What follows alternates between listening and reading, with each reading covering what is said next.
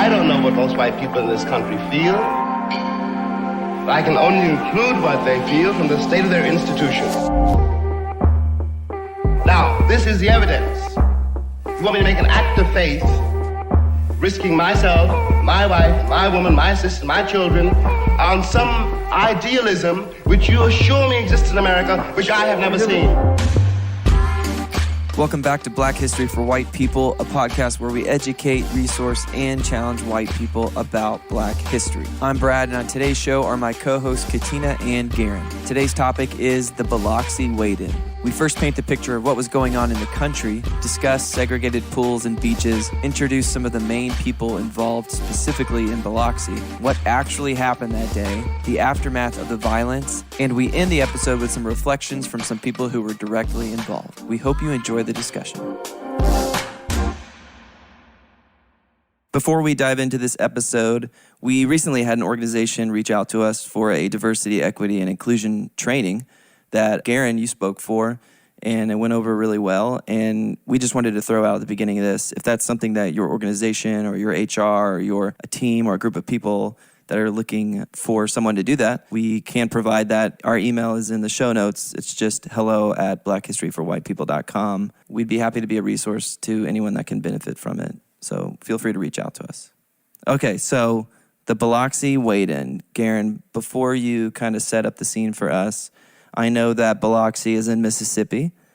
I know that this has to do with segregated beaches, and that's kind of where my knowledge stops. So let's inform the people. What are we going to be talking about? Set the scene for us. So the first part to talk about is painting the picture of pool and beach segregation all through the Jim Crow era up through the Civil Rights Movement. Pools were segregated, beaches were segregated, and they were actually segregated maybe even more fervently, vehemently than other spaces.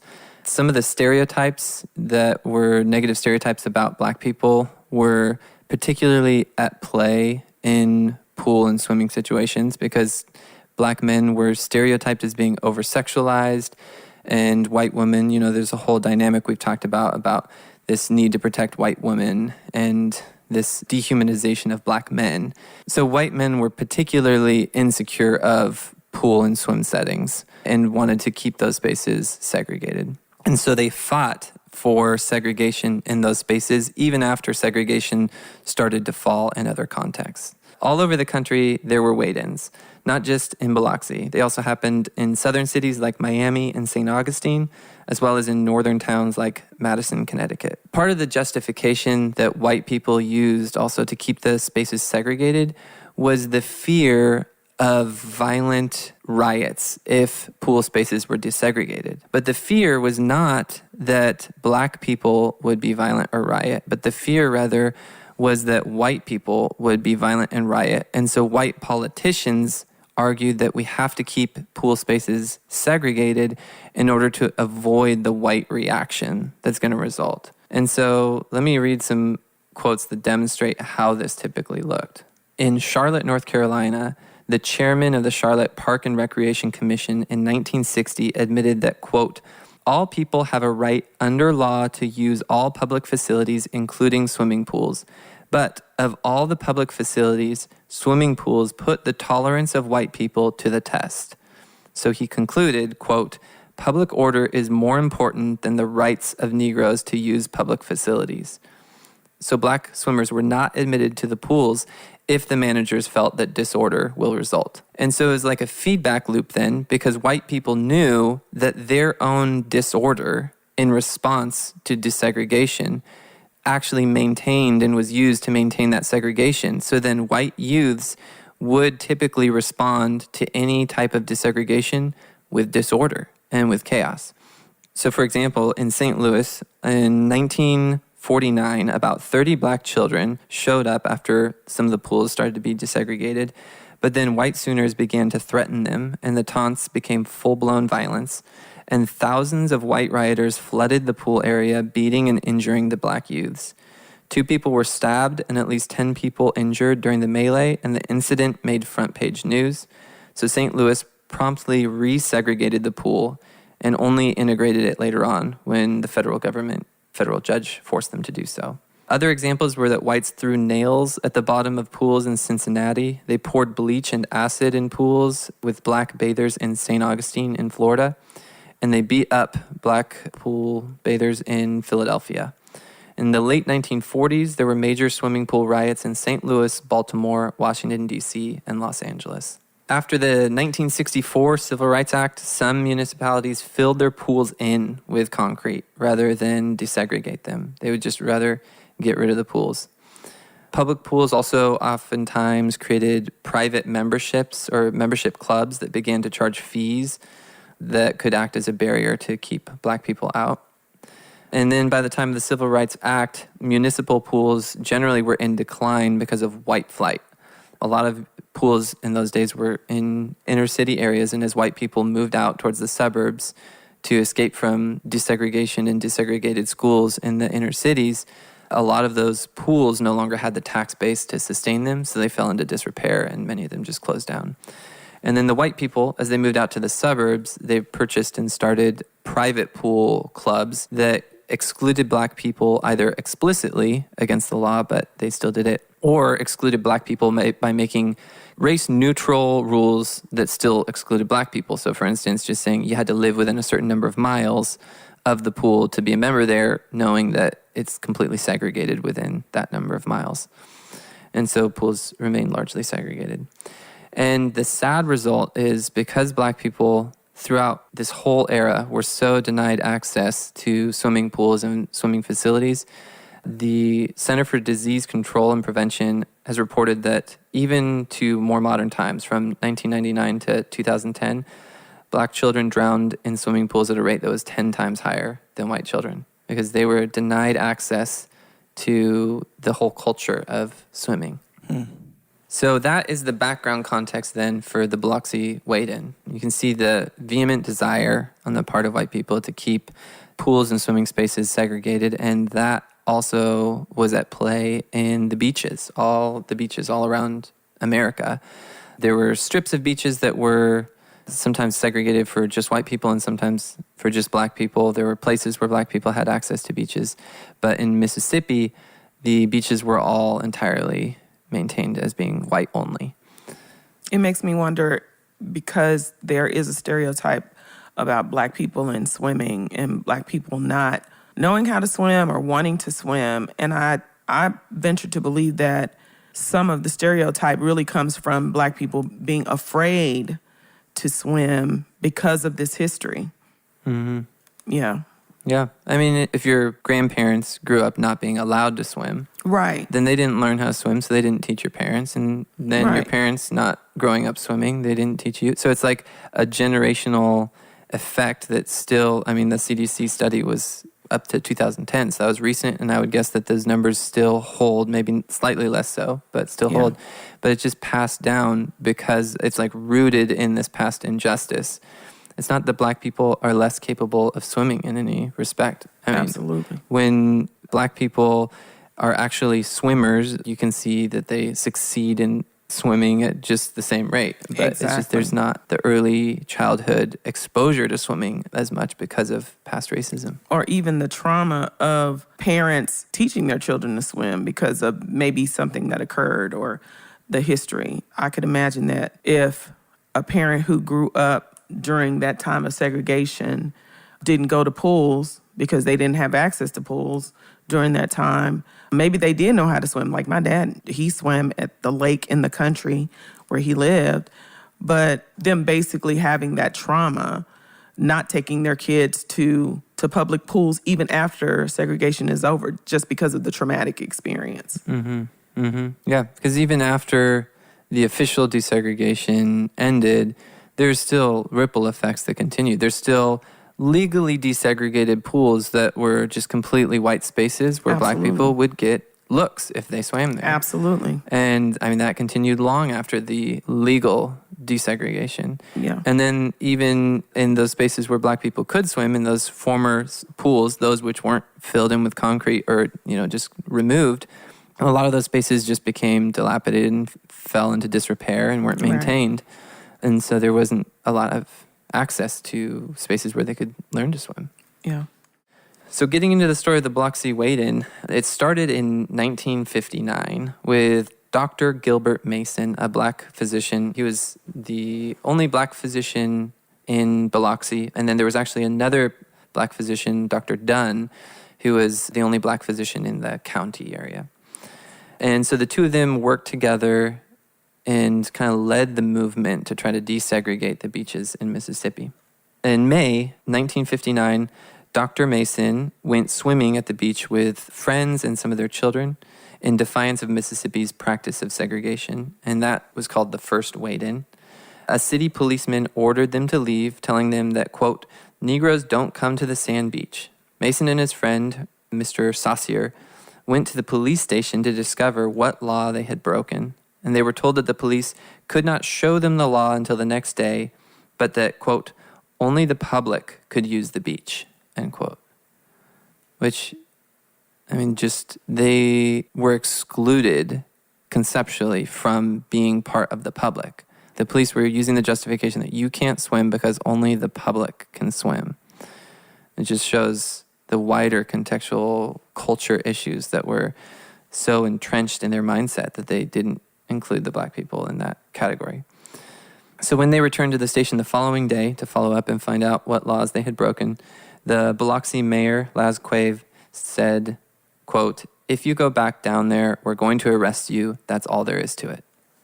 I think they didn't have like a technical law that they had violated that they could point to, a statute on the books. They just said, this is just the way it is. You're going to be arrested if you go. The next month, Dr. Mason's friend, Dr. Dunn, which was the county doctor, he wrote the county board of supervisors asking, quote, "What laws, if any, prohibit the use of the beach facilities by Negro citizens?" The board president's response was that the property owners along the beach owned, quote, "both the beach and the water from the shoreline extending out 1,500 feet," end quote, which wasn't actually on the law books. They just kind of made that provision up on the spot. So then in 1960, Dr. Mason, still upset by the segregation rules and the lack of real justification for them, decided to press against them again. So he went by himself to the beach in defiance, in protest, and he was arrested as a repeat offender. And he was tried the following week in Biloxi Municipal Court. And on the same day, Dr. Dunn also led a wade-in protest with about a dozen people in Gulfport. He was taken to the police station, but he was not charged. So word got out about Dr. Mason being charged, and momentum started to build behind him. The black community started to spread word of what he was doing, and some of them wanted in, particularly the students, the young adults and students. So Ethel Clay was one of the high school students, and she approached Dr. Mason saying, quote, "Dr. Mason, I have quite a few classmates who all want to join you on the beach. They don't want you to go by yourself on the beach, and they all want to go." So Dr. Mason began to organize them and instructed them in nonviolent protest and resistance. Meanwhile, there was a petition that they brought before the board, the county board of supervisors. And so Dr. Mason spoke to Yulon Sr., the president of the city board of supervisors, who asked, quote, "How much of the beach do you want?" Dr. Mason replied, "The whole 26 miles of it, every damn inch." And Yulon replied, "Well, can't we fix you up a separate beach or something?" He said, "No, we want 26 miles of it." So you can see even in the county board of supervisors' response, they're like wanting to maintain segregation. They're like, if we have to give you beach access, let's at least do it in a segregated way. The Herald, the local newspaper, ran the story of this petition to desegregate the beaches, and Dr. Mason began to receive threats. His hospital, New Biloxi Hospital, threatened his job if he continued the protest. And they kind of just also gave him ominous warnings that weren't really, they were just kind of vague, but didn't spell out what action they would take. He didn't give up, he wasn't deterred, and the hospital didn't ultimately follow through. They did keep his job in place. So then the next week, with the help of all these students who wanted to join Dr. Mason, they did the largest of the wade-in protests, and it has been termed the Bloody Wade-in, hinting at the response that they received. Mason led 125 people that joined his demonstration on Biloxi Beach. Ethel Clay, the high school student who had first approached him, her parents borrowed a boat and sailed offshore so that if things went badly on the beach, they would have an escape route. And when the violence began, everything happened so fast that Clay could not later remember how she had even gotten home. The demonstrators were attacked by a mob of white people with bricks, sticks, chains, bats, pipes, and other weapons, including firearms. The older black men, stayed back to give the students a chance to escape, and the students were actually able to escape and avoid most of the violence. The sheriff stood around with his hand on his hip and told Mason, quote, "Boy, you are in a heap of trouble." Which, even that, just for context, I maybe have mentioned this before, but boy was a common derogatory term that it was how white people during Jim Crow referred to black people, either by their first name, by boy, or by the N-word, were like the common ways to address a black person, whereas black people had to refer to white people with their last name and kind of title.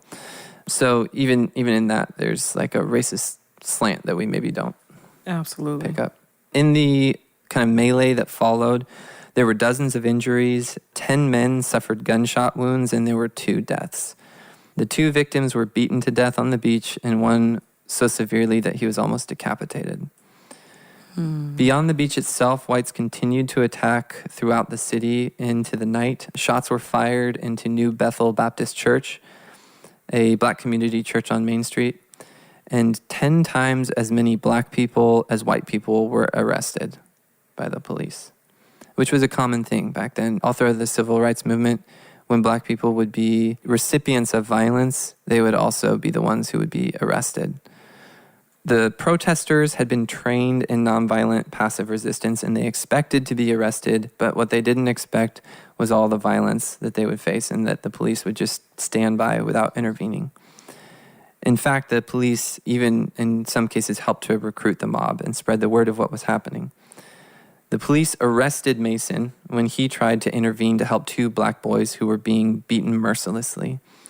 The deputy let those white assailants go, but arrested the 2 youths who were being beaten and Mason, who was later convicted of disturbing the peace. One woman who was there, Dolores Sheely, one of the protesters, later recounted, quote, "I got all my teeth broken real bad, and I got hit in the head, big cut in the head." Another, Leroy Carney, was there as a boy. He fled along the railroad tracks to escape. He later saw all the injured people lined up in front of Dr. Mason's office, all bloodied up. One kid had eyes that he said were almost green from being kicked over and over in the head. Despite all that happened and all the stress on himself, Dr. Mason rushed to treat the injured. Carney later mused, quote, "The police officers allowed us to be attacked. We were just down there playing ball and trying to swim and enjoy the beach. They let them beat us enough to send a message." So in the aftermath, the civil rights protesters faced further retaliation by the Mississippi State Sovereignty Commission, which was a state agency that had been formed a few years earlier. That state agency used extensive investigative powers to spy on black citizens and try to figure out who had been involved in the protests and the petition to desegregate the beaches. So they investigated jobs, credit histories, known associates, and other matters, and they began to use some of that information to blackmail petitioners. One signer was fired from his job working for the city of Gulfport. Another man and his wife were fired by a local white employer, and they both withdrew from the petition to desegregate the beaches in hopes that they could regain their work. Also, photos were taken by the local news agencies of what had happened, but those photos didn't run. They were withheld until the story went national. You can see how the local media just kind of tried to whitewash it and cover it up. And something I kind of want to go back to, with the police doing nothing and almost being, they were being just passive about it and allowing things to happen. And in some ways that you just recounted, they furthered it, the violence. I think that's, like a lot of the things in this story, we can kind of glance by that and just like, oh man, even the police were bad.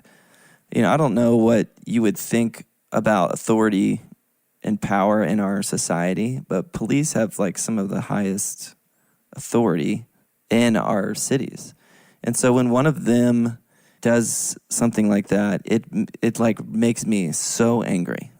And I don't know what it does in your heart or anything, but I almost want people to think like, okay, so let's say that you're doing this and then the police are doing what they did, because this is a real life story, like real humans, has happened.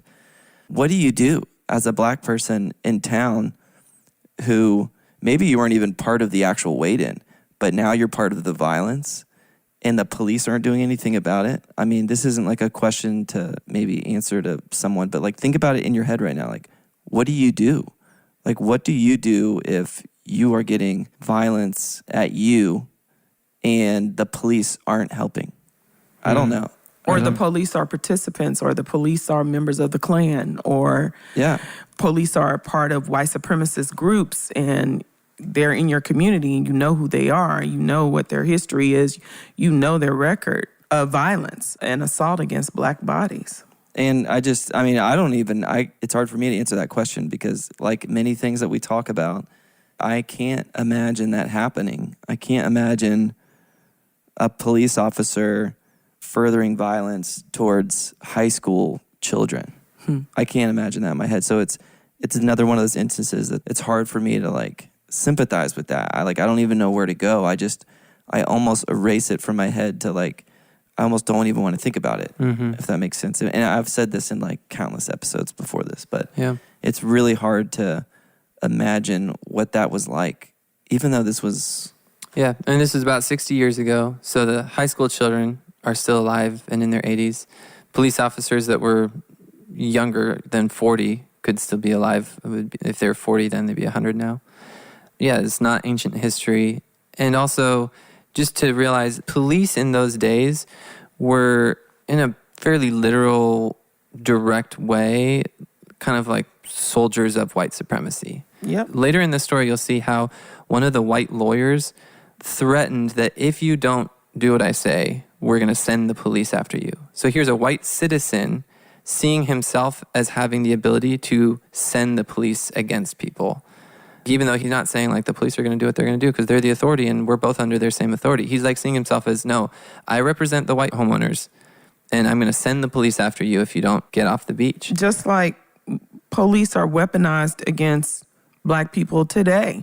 When white women know that they can call the police and get their desired end because black people are criminalized. And so they know they can call the police and a black person could potentially be harmed or put in prison, or they call the police for the most insane stuff. Yeah, we don't have to go too far down the police rabbit hole because we did do an episode on and we're going to talk a lot more about it soon because we're going to do an episode on mass incarceration, which will get a lot into just the ways that police even now use their discretion to deliberately discriminate. But the point is that police officers being weaponized and being willful participants in oppression is a part of this story and a part of many stories of black history in America. And Garen, let's answer this real quick thing and then let's continue on the story because, yeah, I'm excited for the mass incarceration episode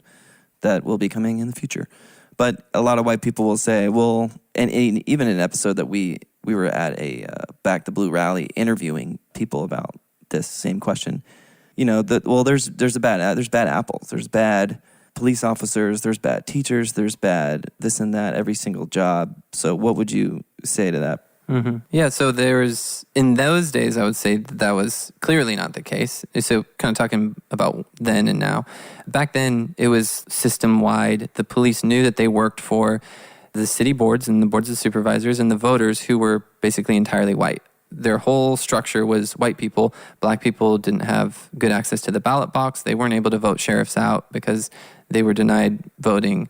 It was the white people, entirely white boards that were determining the police funding, and the police were defenders of white supremacy. That was just an accepted fact. They wouldn't, in those days, have even quibbled with that as a characterization. They'd say like, yeah, absolutely. Right. That's part of what we do is we defend segregation and we keep black people from infringing on the white population.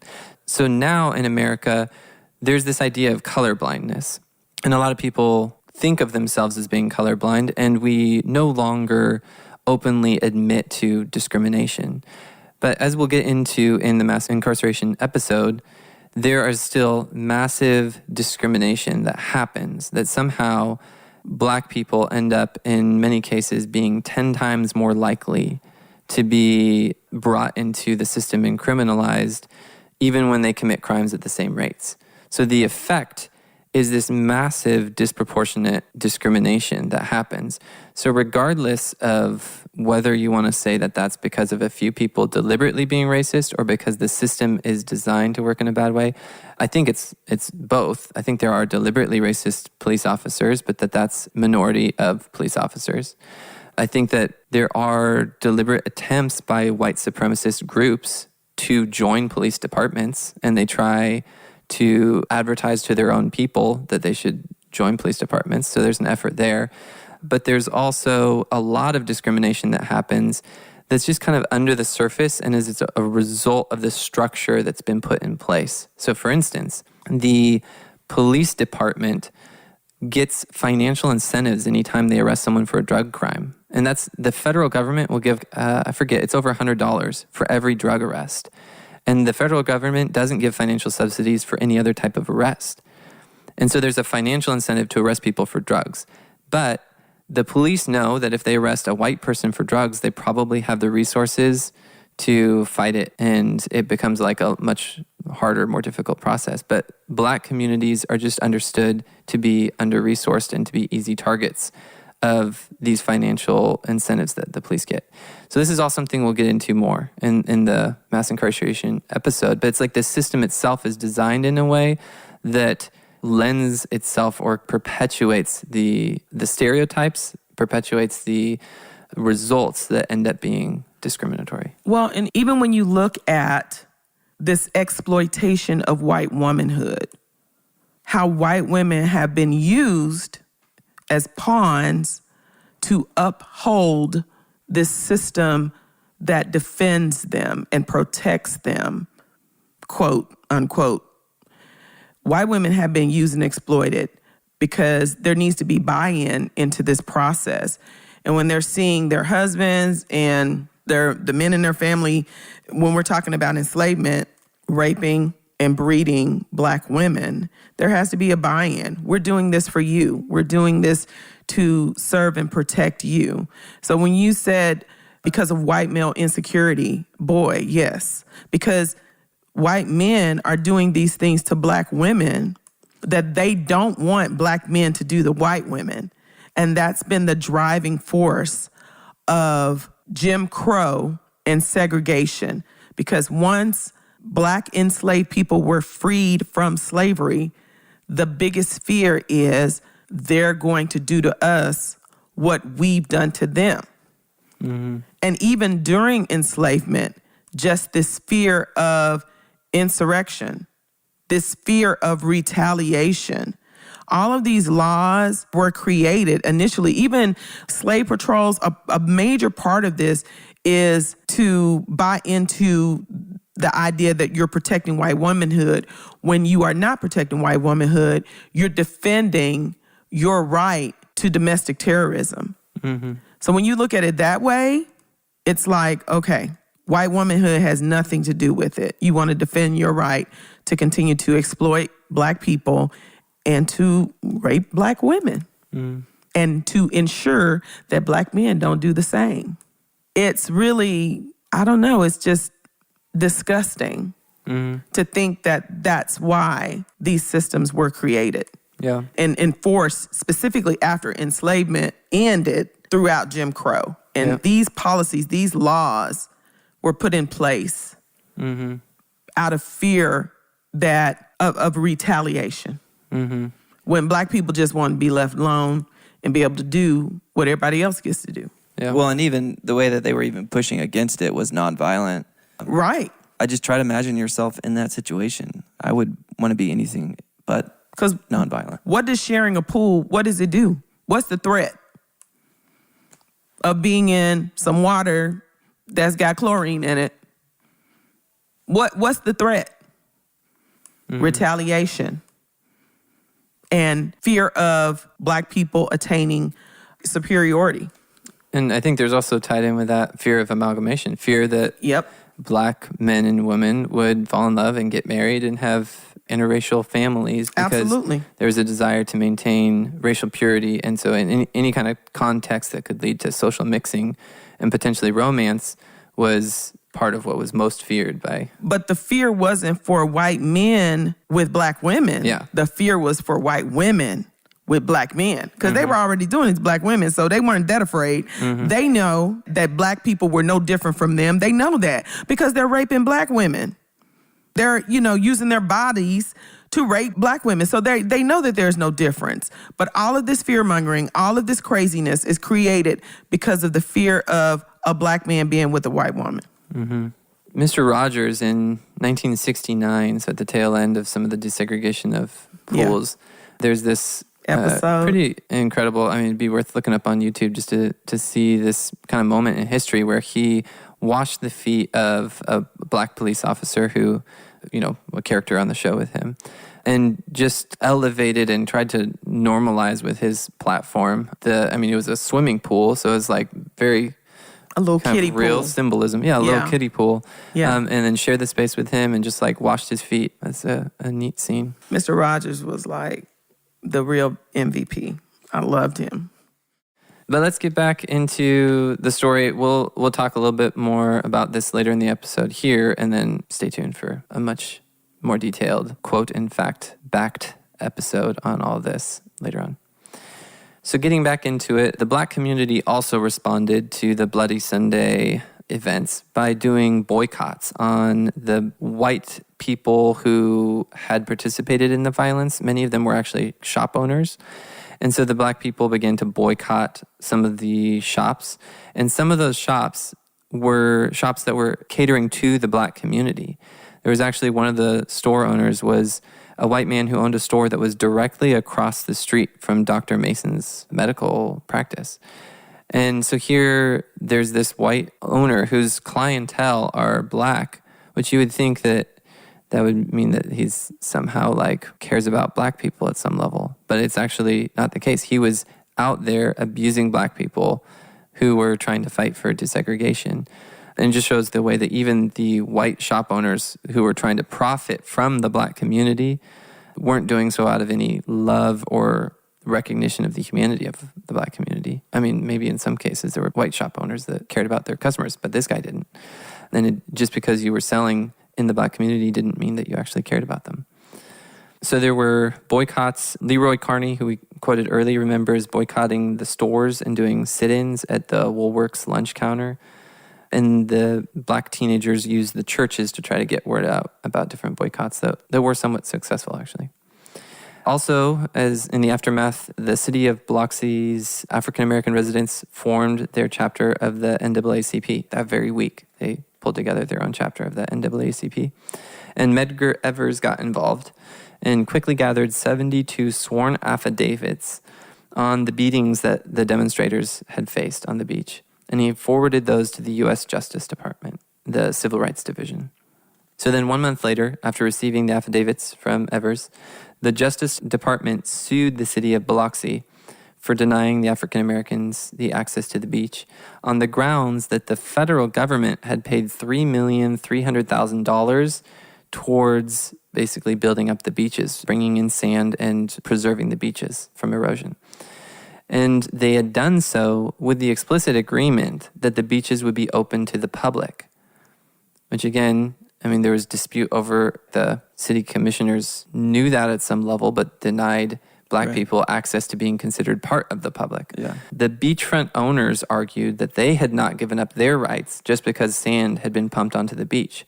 So they asked the court to add every beachfront home to the suit, and the state ruled in favor of the homeowners. So the Justice Department had to appeal.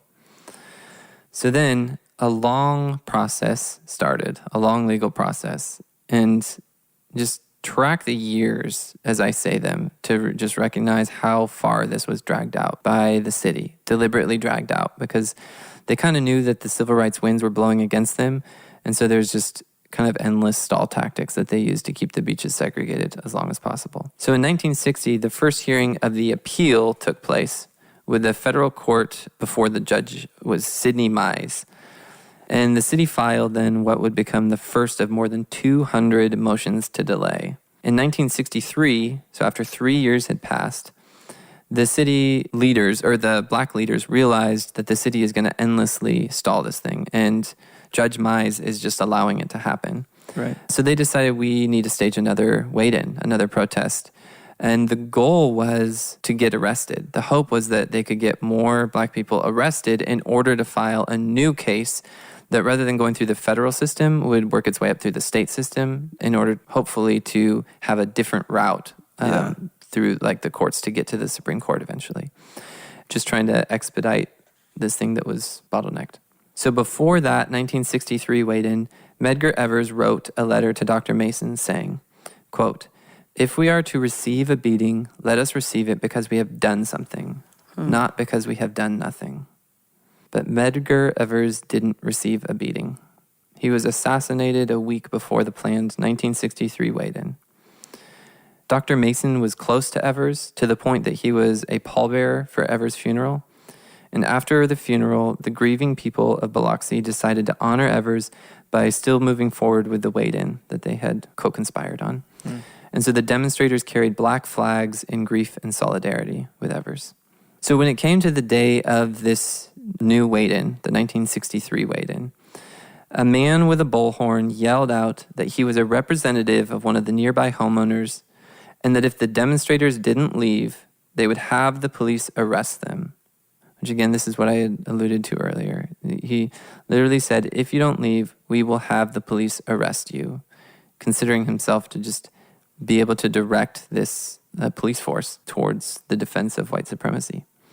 So more than 2,000 white residents formed a mob nearby, which vandalized and then overturned Dr. Mason's car. And dozens of black people were assaulted, including Wilmore McDaniel, the owner of a local funeral home, whose wife shielded his body as he was beaten with chains that caused blood to stain the beach sand. Biloxi police in this instance did attempt to keep the mob of white people separate from the protesters. So they at least somewhat more worked towards maintaining peace this time. Part of that was because of just increased media pressure. And there were 71 arrests, 68 of whom were black people. 5 months later, after this had happened, the black people were arrested and they were brought to trial and were about to be convicted, which, just a reminder, that's kind of according to the plan. That was their hope, was to be arrested in order to start up this new case. And so at that court hearing, word came down that President Kennedy had been assassinated. So one of the demonstrators refused to sit, saying, quote, "None of us are going to sit until we spend a moment in silent prayer for our slain president." So then, realizing that this was going to happen, everyone stopped and prayed, including the prosecutor. And then the court, immediately after the prayer, found the defendants guilty of trespassing. Just kind of crazy that these white people were able to, in one moment, be praying to God, and in the next moment, perpetuating this deliberate injustice. Just the twistedness of the mindset that can do that. So more than a year later, so following the years, we're now in 1964, the federal case finally came to trial before Sidney Mize. So the motions to delay finally came to an end. In the 4-year interval between the first motion and the trial date, Biloxi schools had desegregated in that time, and partially with the help of Dr. Mason, who helped kind of lead that up also. And in 1964, the Civil Rights Act was passed, opening all public accommodations to all citizens. And yet still the state fought the beach desegregation case. Again, just showing that beach and pool desegregation was one of the hills that they would most die on. So then it continued on into 1965. The trial phase for the federal case ended, and Mize delayed his ruling and then later died. So even then, he died before issuing a ruling because he had delayed it. And so there was still no resolution. So another federal judge would have to take the case and review the testimony and provide a ruling. So that would take years more. Finally, after all that waiting, in 1967, the federal district judge, Harold Cox, ruled against the plaintiffs. So even after all that waiting, he ruled against them. upholding the segregationist practices. Again, this is after the Civil Rights Act. He upheld the segregationist practice on the beach under the theory that the beach, created and maintained by tax money, was somehow still privately owned by properties on the other side of US 90. The Justice Department filed immediate appeal. And just a quick note on this, the whole theory for why Judge Cox said the black people don't have access to the beaches is because he was saying that the white people, the white homeowners opposite the highway, own the beachfront. Which, if that's the theory, then just recognize that that means that all those white people in those homes along the 23 miles of beach were complicit in the beaches remaining all white. Because any one of them could have defected and said, no, my beachfront, then if the whole theory is that I own it, then I'm happy to have it be desegregated. And that would have been kind of like a blow in the case. Yeah. But it was precisely because the white people, the white homeowners, were unanimous in their desire for segregation that the case continued. So it just shows there's points in history when you can see, I almost sometimes ask myself, was it just 60% of white people and the other 40% were too scared to speak up? Or was it 95%? Like, how complicit were white people in those days? And there's moments like this where you can see, like, man, there was a really high level of complicity. And maybe some of those white people would have been in that position more because they feared retribution from other white people than because they really cared for themselves. But there was just a widespread complicity and acceptance of segregation and enough white desire to maintain it that there were no defectors. A year later, in 1968, so we're 8 years into this thing now, the Fifth Circuit Court of Appeals reversed the Cox ruling and finally ended the legal battle. In the opinion by the appeals court judge J.P. Coleman, who was actually a former Mississippi governor, the beach was open to all members of the public, as already should have been the case. I mean, it was already law for 4 years at that point. And in the 1968 season, the entire 26-mile-long beachfront was open to all races for the first time. A couple notes on this. Mississippi never turned away from their segregationist policy.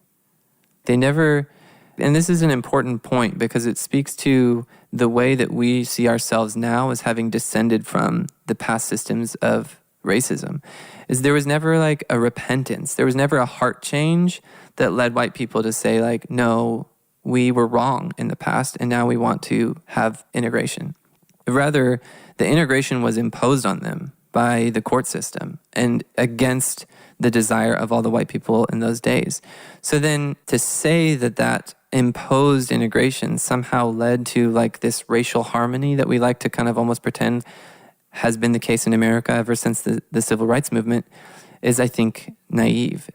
There was still all that pent-up racism and racial attitudes and stereotypes among the whole white population. It's just that it had to then morph into a different form because it was no longer legally allowed or viable. Which it did. It did morph into a different form. Yeah, which we'll get into soon with like the drug war and mass incarceration and white flight and some of the things that resulted moving forward.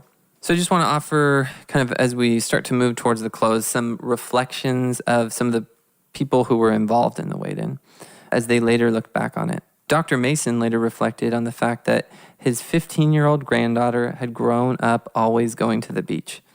And that is why he was willing to be arrested and go through so much. He said, quote, "It was for that reason that I was inspired to transmit this city far more beautiful than it was transmitted to me. And I say that to make things better." Like it was his desire to pass on something better than what he had received. Ethel Clay, that first high school student who had approached him, later recalled, quote, "I knew a change had to be made, and it was going to take some blood being shed to make those changes. And somebody had to make a sacrifice. But the way I'm looking at it, I'm hoping we will do this so that things will be better for our children. Even at that age, I realized that. It wasn't going to be easy, and a lot of people even gave their lives for the struggle. And it has been a little better. Well, it has been a lot better, I should say that, but still as a nation, we're not where we should be." The former governor, William Winter, later commented, He said, quote, "You didn't see this white face on the beach with Mason because white people like me and many others were intimidated by the massive forces of racial segregation. I have to admit that I could not stand up to the pressure for being in the public life in Mississippi and come out foursquare for the elimination of segregation, and for that I apologize today." And the current mayor of Biloxi, Mayor Fofo Gilch, remarked at a later remembrance, quote, "I was very young when this took place, and I still couldn't understand how these kinds of things happened and still can't today. Bottom line, we're better people. Biloxi and our community is very thankful these kinds of changes happened." And I kind of bring up that quote just to show the way that the white view has somewhat morphed and not dealt with some of the realities of what happened there. Right. Because basically the way that Mayor Gilch deals with this history is by basically saying it's incomprehensible and we've moved past it. It's no longer like a thing that we struggle with or can even comprehend today. But then the danger of that kind of common white response to past racism is that it fails to deal with the legacy of that racism and the ways that these views didn't just disappear, that they morphed into other forms. And if we don't ask what effect has this history had on us, if we just say it's incomprehensible, rather than doing the work to comprehend it and to see and to comprehend the ways that it has affected the present, then we're not doing the actual work to bring about justice. And past justice is in some ways incomprehensible, but we still need to not use that as an excuse to try to dig in and see the ways that it's continued. I lament that my elders and ancestors had to give their life and make that sacrifice, as she was talking about, for us to swim in a pool. We look at this as heroic and all of that, but I lament that they had to become sacrificial lambs for us to do everyday things that we were brutalized for. So I just needed to say that. Like, I literally had tears in my eyes as you were reading some of the quotes, that lives have been lost and blood has been shed for things that every human should have access to. And even just to think, like, if things that were so basic came at such a high cost, then how can we think that there weren't other injustices that continued to stand through that time? Absolutely.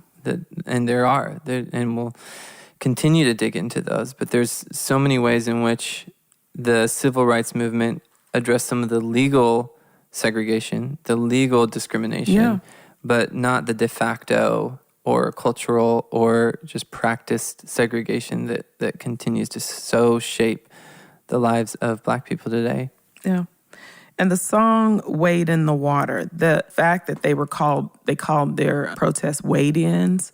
The song "Wade in the Water" is an old Negro spiritual that was actually used by people like Harriet Tubman. "Wade in the Water" was a song that used coded language, much like Negro spirituals did at the time, as a means to escape, as a means of giving enslaved people who were trying to escape a route. And the song is one of my favorites. I performed it. There's many arrangements of it. The Fisk Jubilee Singers from Fisk University were the first, I think, to record it back in the early 1900s. But the lyrics, I think, are so befitting to end the episode on, because the words ring true during slavery, during the wade-ins, and even today. Wade in the water. Wade in the water, children. Wade in the water. God's gonna trouble the water. See that host all dressed in white. God's gonna trouble the water. The leader looks like the Israelites. God's gonna trouble the water. See the band all dressed in red. God's gonna trouble the water. Looks like the band that Moses led. God's gonna trouble the water.